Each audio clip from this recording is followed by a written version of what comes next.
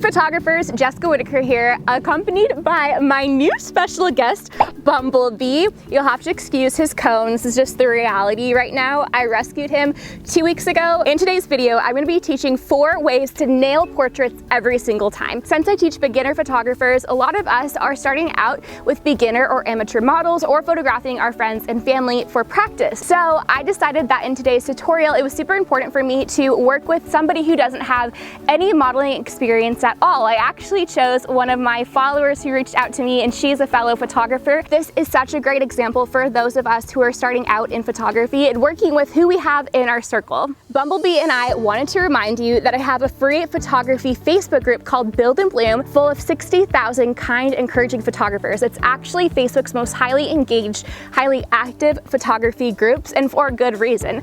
In Build and Bloom, you can share your work, receive honest insight, opinions, ask for other perspectives outside of my own, and just grow in your craft. I'll have Build and Bloom linked down below. I can't wait to see you there. I want to thank our sponsor, Skillshare. Skillshare is an online learning community full of thousands of classes covering dozens of creative and entrepreneurial skills. If you're watching this tutorial, chances are you're a great match for what Skillshare has to offer. Let's be real, photographers, we are one-person shows. There's classes on Skillshare covering business basics, from writing effective website copy to accounting for freelancers. These are questions that I get asked all the time to help you with, but I'm not knowledgeable enough in those areas to teach them. A great class to begin with is Bookkeeping for Freelancers by Emily Simcox. A yearly subscription to Skillshare is less than $10 a month, making it one of the most affordable online learning communities.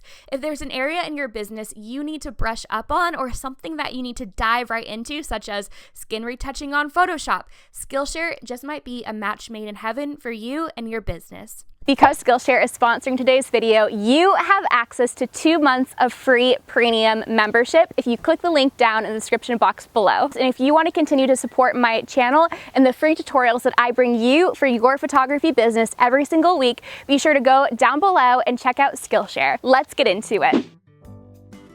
Okay, the first tip for nailing headshots every single time is really simple, actually. It's so simple, it almost sounds silly. What is it? The suspense, the suspense. Have the shoulders fully in the frame. It's pretty simple, but you would be surprised how many people do cut off a little bit of the shoulder or skim the arm on the portrait, and it looks a little bit too constrained. If you're intentional about keeping their shoulders fully in the frame, there will be a little bit of that wiggle room, not only for cropping, but also in the image itself, and look just a little bit more polished and professional. Don't worry, there's no path for us to not be on. We're just on dirt. One thing I want to say, if you are in a garden space where there are just plants everywhere covering the ground, it's not gravel or dirt like it is out here on this property, then you need to be respectful of the trail and stay on the path, stay on the trail. Now here, there isn't anything that we're stepping on or literally stepping on the dirt, but that is something to be conscious of. We're not stepping on anything, as you saw in that shot of Bumblebee.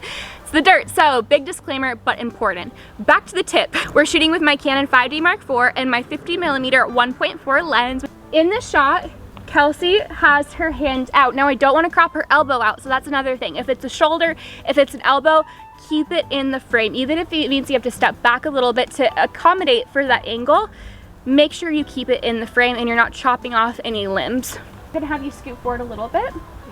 Okay, yeah, nice. Okay.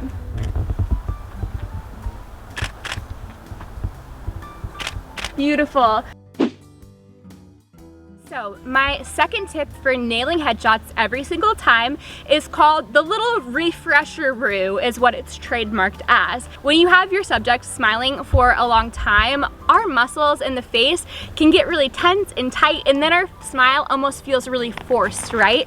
So a great way to refresh those muscles is to tell your client to stop, loading, and then to do a big smile again, or to take a deep breath in, out, and exhale, wiggle it out, but really take the time to guide your client through even these little bits of posing when it comes to smiling, because it will make a big difference if they have a forced smile in their end portrait. So to keep things nice and natural, take your time and guide your client through. I'll show you guys what I mean in these portraits.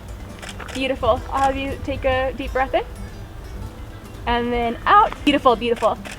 And now I'm gonna have you stop styling for a second, and we're going to refresh, loading, and then big smile. Gorgeous.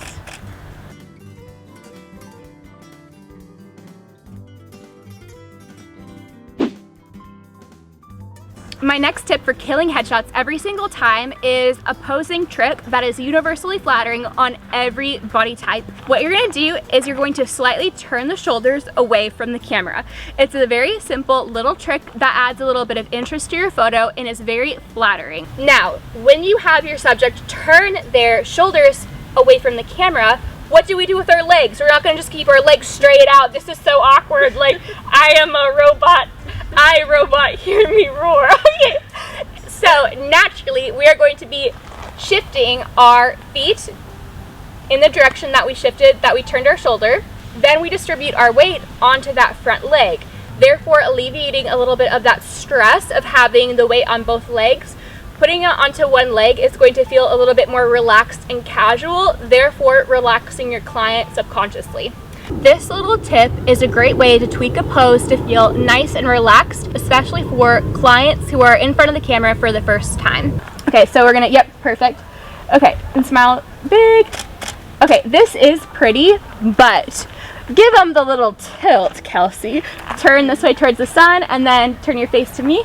Beautiful and big smiles. Gorgeous.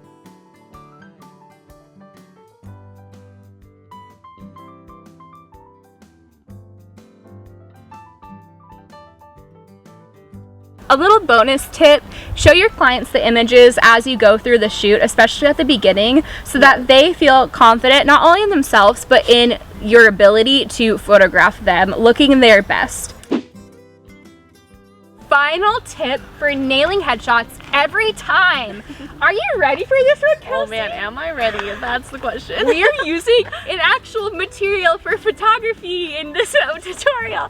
We're going to be using a reflector. And I just did a tutorial doing 3 DIY reflectors, and this was one of them because I'm currently moving across the country and my reflectors are somewhere in the middle of America in a moving box. So we are going to be using a little bit of poster board to illuminate Kelsey's face in this shadow area.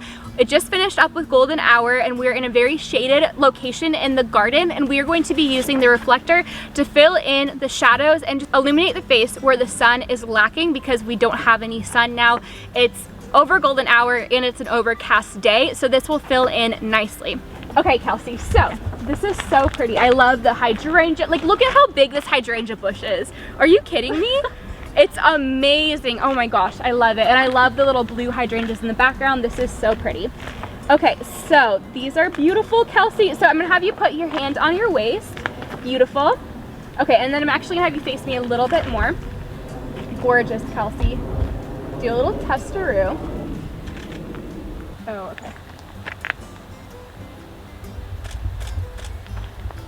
Turn this way all the way. Yeah. Stay still. Here, I'll show you. Okay, this is without reflector. Oh wow. With reflector. Oh yeah. So it just fills in mostly the shadows, honestly, on the neck, and then like under eyes is what, to me, it just illuminates softly that the sun would if the sun was out. So it's a really nice little subtle way to really illuminate, for lack of a better vocabulary, the portrait and just to fill in those shadows. Because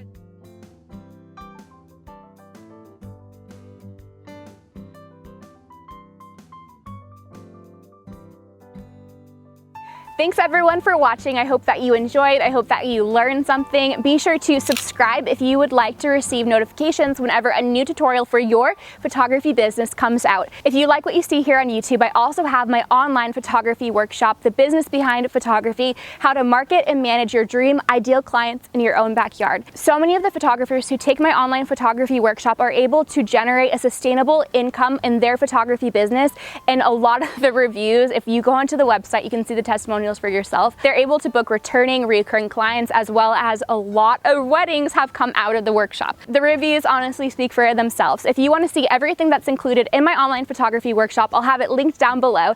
Thank you again to Skillshare for sponsoring today's tutorial. Grab your 2 months of free premium membership down in the description box. Don't forget to check out the Build and Bloom Facebook group. It's full of 60,000 kind, encouraging photographers. Bumblebee, where can everyone find Build and Bloom? Link down in the description box below. Woof, woof, woof. I haven't figured out what his voice is yet. Thank you all so much for watching, and I'll see you in my next video.